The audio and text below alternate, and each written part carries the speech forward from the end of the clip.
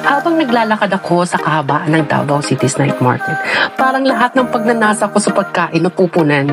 Ang saya ng ambience, ang tawanan ng mga tao, at syempre, ang pagkain. Hindi lang ito simpleng kainan ha. Dito, nagkakaroon ng buhay ang bawat plato at inumin. Makakatikim ka pa ng mga kakaibang flavors ng sorbetes. Syempre, hindi mawawala dyan ang eksotikong lasa ng durian na talaga namang napakasarap. At ang dami mong pagpipilian. Parang kailan lang, pati puso ko kumakabog-kabog sa tuwa.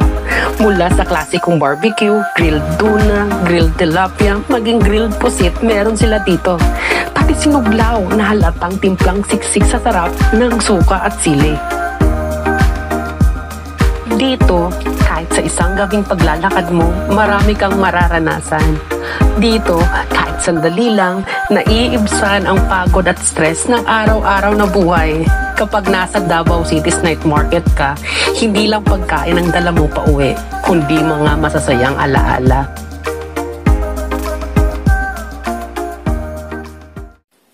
Thank you for watching mga kapus nga.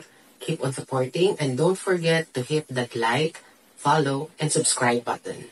See you!